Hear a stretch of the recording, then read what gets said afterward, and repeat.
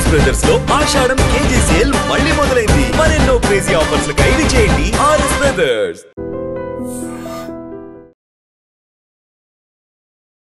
గత వారం క్రితము యాక్చువల్లీ ఈ కర్ణాటక బార్డర్ ఏదైతే ఉంటుందో రాయచూర్ అంటారు కదా, ఆ రాయచూర్ దగ్గర ఒక భర్త నీళ్ళలో పడిపోయిండు.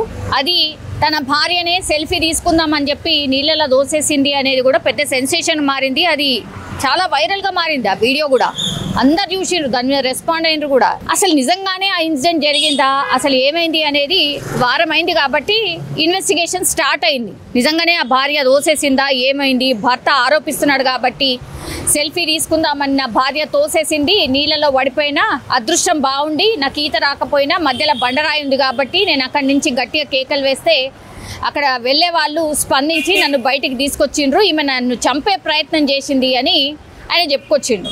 తీరా చూస్తే ఏంది, యాక్చువల్లీ కేవలం నెల మాత్రమే అయింది వాళ్ళిద్దరు మ్యారేజ్ అయ్యి, నెల రోజులు అయింది అంతే. అక్కడనే దగ్గరలో ఉంటారు, అత్తగారి నుంచి అమ్మగారింటికి, అమ్మగారి నుంచి అత్తగారింటికి ఏదో పోతున్నారు. అప్పుడు మధ్యలో కృష్ణానది మంచిగా పరవళ్ళు దొక్కుతుంది. ఆ టైంలో బాగుంది కదా అని బ్రిడ్జ్ దగ్గర సెల్ఫీ తీసుకునే క్రమంలో తోసేసింది నా భార్య అనే ఆయన కంప్లైంట్. తీరా చూస్తే పోలీస్ స్టేషన్లో తీసుకుపోయిండు, పోలీస్ స్టేషన్లో కేసు పెట్టిండు. నా భార్య ఇగో ఇట్లా నన్ను చంపే ప్రయత్నం చేసింది అని ఆయన కంప్లైంట్ చేసిండు. ఆమె అప్పటికీ నెత్తి నోరు మొత్తుకుంటూనే ఉంది. అసలు నేను ఎందుకు అట్లా చేస్తా, ఆయన నా భర్త, నేను అట్లా చెయ్యను అని ఆమె ఎంత చెప్పుకున్నా ఆ భర్తనైతే వినలే.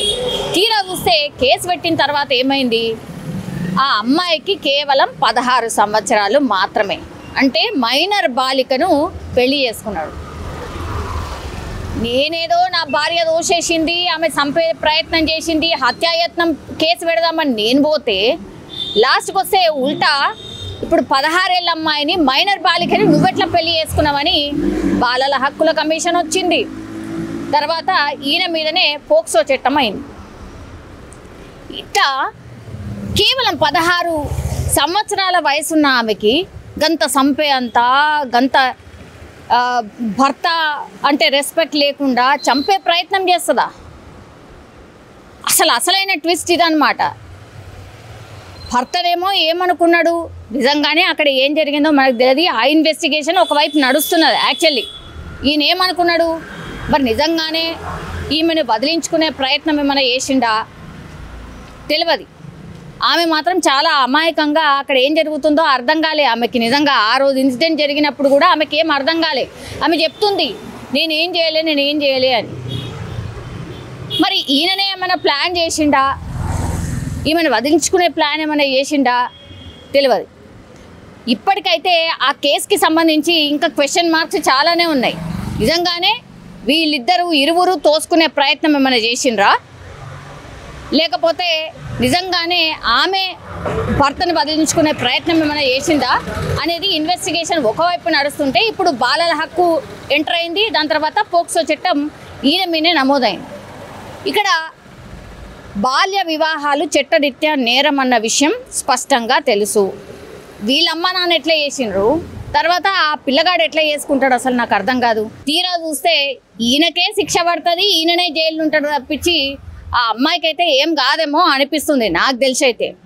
బికాస్ ఆమె బాలల హక్కుల చట్టం అసలు ఉండంగా నువ్వు ఎట్లా పెళ్లి చేసుకుంటావు అనేది ఫస్ట్ క్వశ్చన్. పోక్సో చట్టం కింద కేసు నమోదైంది.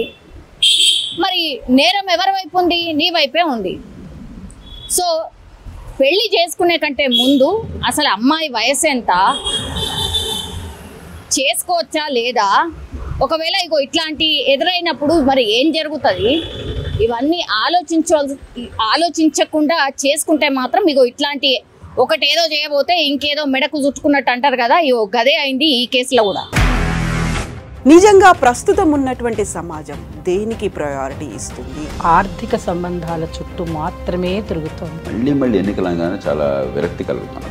మంచి అనిపిస్తుంది కదా, లేడీస్ కూడా ఛాలెంజింగ్ జాబ్స్ చేసినప్పుడు చాలా బాగుంటది. ట్రాఫిక్ అసిస్టెంట్స్ గా నియమించిన ట్రాన్స్జెండర్స్ అందరితో సాల్యూట్ చేయించుకుంటున్నారు. ఫుడ్ డెలివరీ ఇవ్వటానికి వెళ్ళినటువంటి డెలివరీ బాయ్ అనిల్ పై కళ్ళ ముందు